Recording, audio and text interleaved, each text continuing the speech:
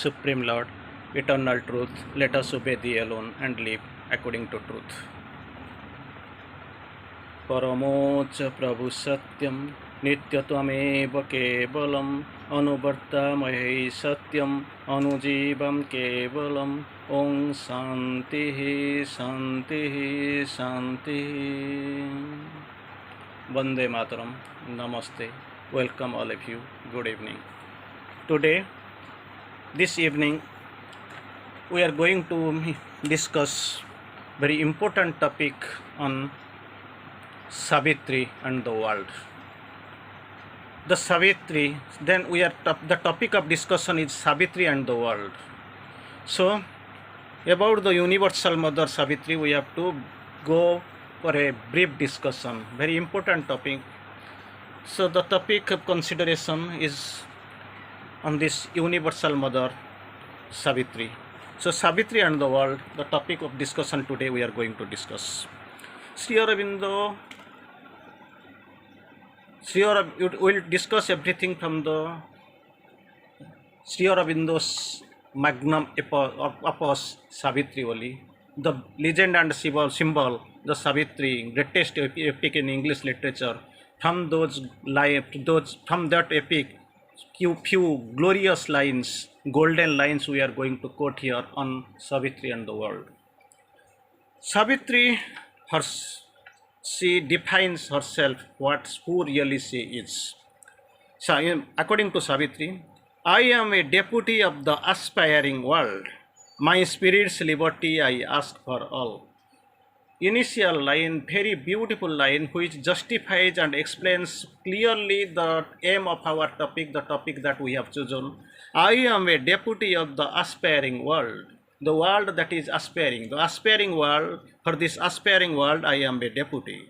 What I am doing here? My spirits, what is my objective? My spirits' liberty I ask for all. Because we are staying connected, I have tagged them in a golden sense. So as long as the Sri Aurobindo mother says, I am here till the last man is transformed. I am here, nothing is there. I am simply here staying. I am not going anywhere. And where you were, in the beginning, whenever and wherever, there was possibility of manifesting a ray of consciousness, I was there.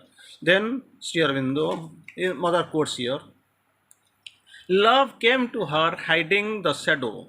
Love came to her hiding the shadow. Well might he find in him the perfect shrine. Because she is the universal mother. The universal mother's love was her. She was wider than the universe. So love came to her hiding the shadow. For what he is coming, well might he find in her his perfect shrine.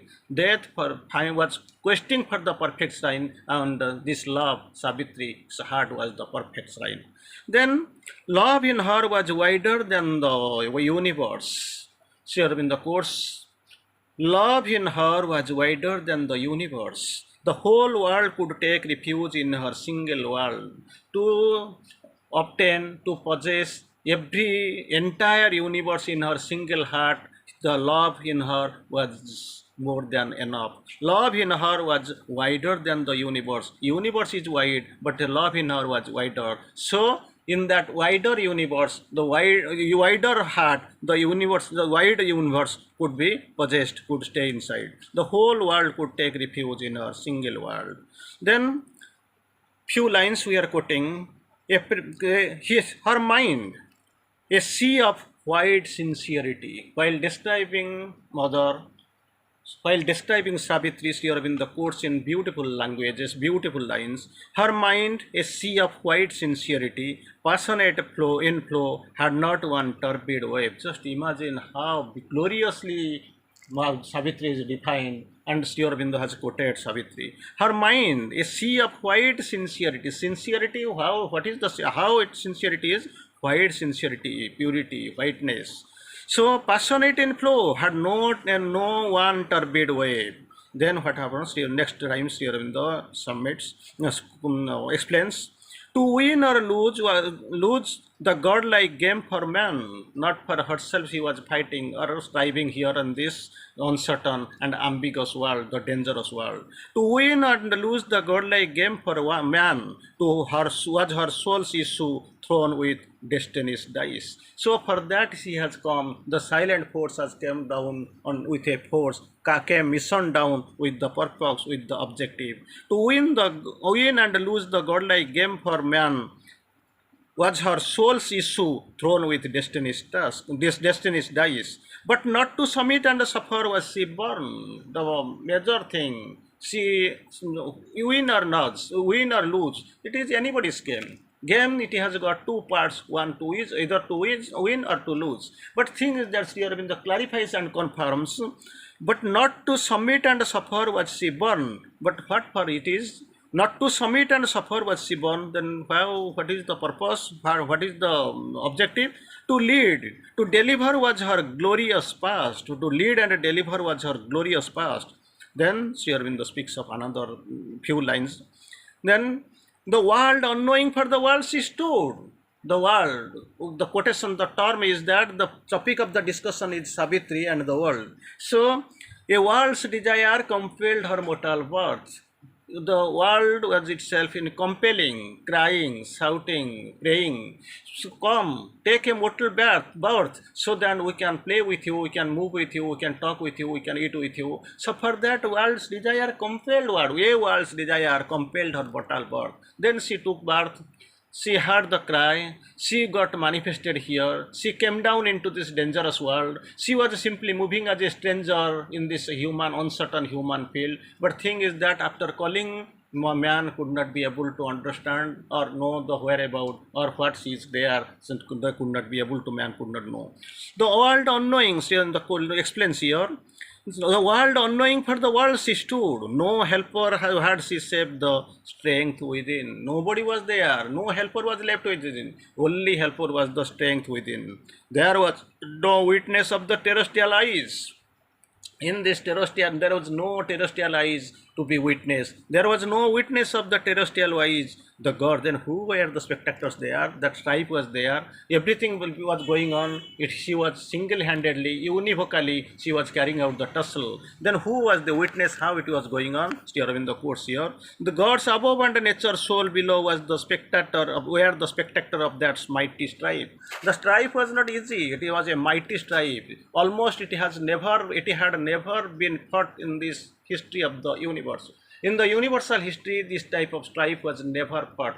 It was fought after the descent of Savitri. She is fighting the tremendous, the deadly fight. But thing is that no human aid was there, no consent. If they could not be able to know how she is striving or struggling here, then the gods above and nature's soul below were the spectators of that tremendous strife, the mighty strife. Then what happened? Next one.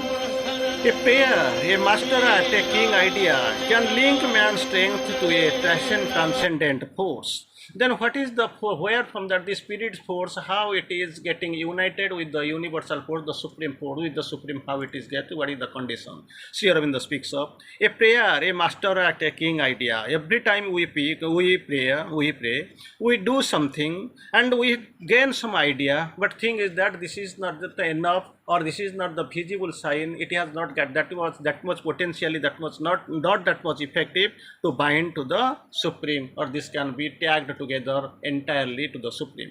So Sri Aurobindo quotes a prayer, capital P, a master act, a king idea can link man's strength to a transcendent force. So this man's force can be tagged to a transcendent force. As the ordinary, you see ordinary vehicle, some jeep or some car is there, it is getting some mechanical failure, it is simply lying on the road.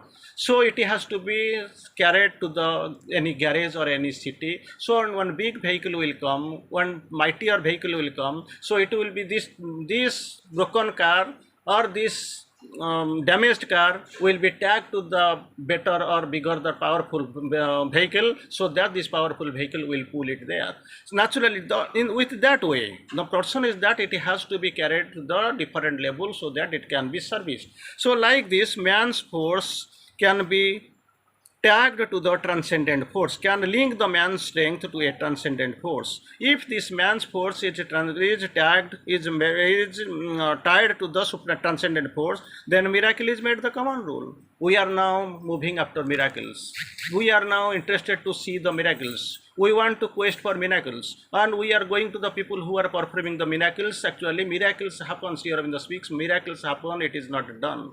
Miracle is happens, it is not done. So-called some few people, they deceive us, they cheat us, and then thus speaking that we are doing miracles. But thing is that originally, initially, and this miracle is a common act.